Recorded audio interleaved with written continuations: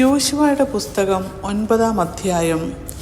എന്നാൽ ഹിത്യർ, അമ്മോര്യർ, കനാന്യർ, പെരിസ്യർ, ഹിവ്യർ, യെബൂസിയർ എന്നിങ്ങനെ യോർദാനക്കരെ മലകളിലും താഴ്വരകളിലും ലെബാനോനെതിരെ വലിയ കടലിൻ്റെ തീരങ്ങളിലുമുള്ള രാജാക്കന്മാരൊക്കെയും വസ്തുത കേട്ടപ്പോൾ യോശുവയോടും ഇസ്രായേലിനോടും യുദ്ധം ചെയ്യുവാൻ ഏക മനസ്സോടെ യോജിച്ചു. എന്നാൽ യോശുവ യെരിഹോവിനോടും ഹായിയോടും ചെയ്തത് ഗിബെയോൻ നിവാസികൾ കേട്ടപ്പോൾ അവർ ഒരു ഉപായം പ്രയോഗിച്ചു. ഭക്ഷണ സാധനങ്ങൾ ഒരുക്കി പഴയ ചാക്കുകളും പഴയതും കീറിയതും തുന്നിക്കെട്ടിയതുമായ വീഞ്ഞുതുരുത്തികളും കഴുതപ്പുറത്ത് കയറ്റി. പഴക്കം ചെന്ന കണ്ടം വച്ച ചെരുപ്പ് കാലിലും പഴയ വസ്ത്രം ദേഹത്തിന്മേലും ധരിച്ച് പുറപ്പെട്ടു. അവരുടെ ഭക്ഷണത്തിനുള്ള അപ്പവും എല്ലാം ഉണങ്ങിപ്പോത്തിരുന്നു. അവർ ഗിൽഗാലിൽ പാളയത്തിലേക്ക് യോശുവയുടെ അടുക്കൽ ചെന്ന് അവനോടും ഇസ്രായേൽ പുരുഷന്മാരോടും, ഞങ്ങൾ ദൂരദേശത്ത് നിന്ന് വന്നിരിക്കുന്നു, ആകയാൽ ഞങ്ങളോട് ഒരു ഉടമ്പടി ചെയ്യണം എന്ന് പറഞ്ഞു. ഇസ്രായേൽ പുരുഷന്മാർ ആ ഹിവ്യരോട്, പക്ഷെ നിങ്ങൾ ഞങ്ങളുടെ ഇടയിൽ പാർക്കുന്നവരായിരിക്കും, എന്നാൽ ഞങ്ങൾ നിങ്ങളോട് ഉടമ്പടി ചെയ്യുന്നത് എങ്ങനെ എന്ന് പറഞ്ഞു. അവർ യോശുവയോട്, ഞങ്ങൾ നിന്റെ ദാസന്മാരാകുന്നു എന്ന് പറഞ്ഞു. അപ്പോൾ യോശുവ അവരോട്, നിങ്ങൾ ആർ, എവിടുന്ന് വരുന്നു എന്ന് ചോദിച്ചു. അവർ അവനോട് പറഞ്ഞത്, അടിയങ്ങൾ നിന്റെ ദൈവമായ യഹോവയുടെ നാമനിമിത്തം ഏറ്റവും ദൂരത്ത് നിന്ന് വന്നിരിക്കുന്നു. അവൻ്റെ കീർത്തിയും അവൻ മിസ്രയീമിൽ ചെയ്തതൊക്കെയും ഹെശ്ബോൻ രാജാവായ സീഹോൻ, അസ്തരോത്തിലെ ബാശാൻ രാജാവായ ഓഗ്, ഇങ്ങനെ യോർദാനക്കരെയുള്ള അമോര്യരുടെ 2 രാജാക്കന്മാരോടും അവൻ ചെയ്തതൊക്കെയും ഞങ്ങൾ കേട്ടിരിക്കുന്നു.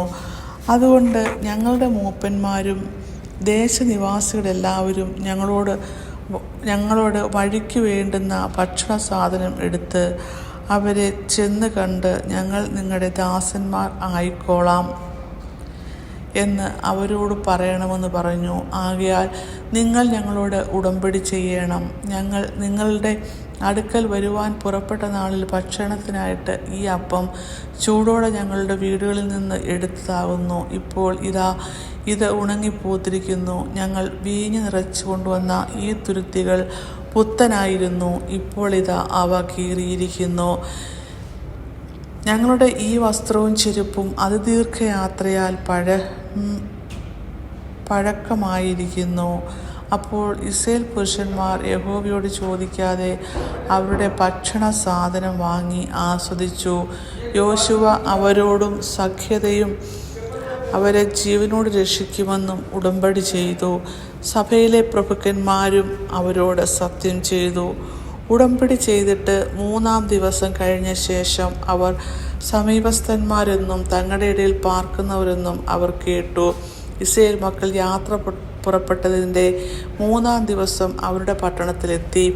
അവരുടെ പട്ടണങ്ങൾ ഗിബെയോൻ, കെഫീര, ബെരോത്ത്, കിയർത്ത്, യെയാരീം എന്നിവയായിരുന്നു.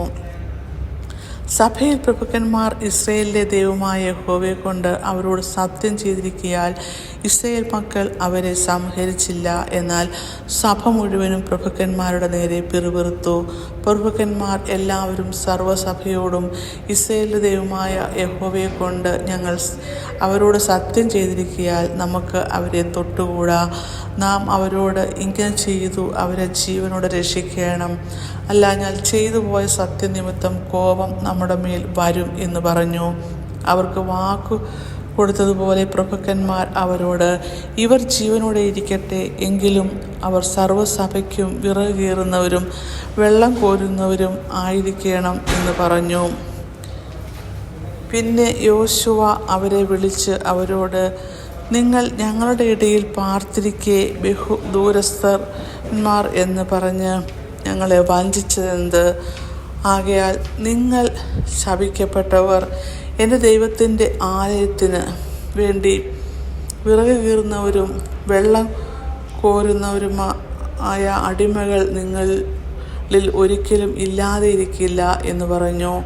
അവർ യോശുവയോട്, നിന്റെ ദൈവമായ യഹോവ തന്റെ ദാസനായ മോശയോട് നിങ്ങൾക്ക് ഈ ദേശമെല്ലാം തരുമെന്നും നിങ്ങളുടെ മുമ്പിൽ നിന്ന് ഈ ദേശനിവാസികളെയൊക്കെയും നശിപ്പിക്കുമെന്നും കൽപ്പിച്ച പ്രകാരം അടിയങ്ങൾക്ക് അറിവ് കിട്ടിയതിനാൽ നിങ്ങളുടെ നിമിത്തം ഞങ്ങളുടെ ജീവനെക്കുറിച്ച് ഞങ്ങൾ ഏറ്റവും ഭയപ്പെട്ട് ഈ കാര്യം ചെയ്തിരിക്കുന്നു. ഇപ്പോൾ ഇതാ ഞങ്ങൾ നിന്റെ കയ്യിലിരിക്കുന്നു. നിനക്കും ഹിതവും യുക്തമായും തോന്നുന്നതുപോലെ ഞങ്ങളോട് ചെയ്തു കൊള്ളുക എന്ന് ഉത്തരം പറഞ്ഞു. അങ്ങനെ അവൻ അവരോട് ചെയ്തു. ഇസ്രായേൽ മക്കൾ അവരെ കൊല്ലാതെ വണ്ണം അവരുടെ കയ്യിൽ നിന്നും അവരെ രക്ഷിച്ചു. അന്ന് യോശുവ അവരെ സഭയ്ക്കും യഹോവ തിരഞ്ഞെടുത്ത സ്ഥലത്ത് അവൻ്റെ യാഗപീഠത്തിനു വേണ്ടി വിറക് കീറുന്നവരും വെള്ളം കോരുന്നവരുമായി നിയമിച്ചു. അങ്ങനെ ഇന്നുവരെയും ഇരിക്കുന്നു. ഇങ്ങനെ യോശുവയുടെ പുസ്തകം 9-ാം അധ്യായം അവസാനിക്കുന്നു.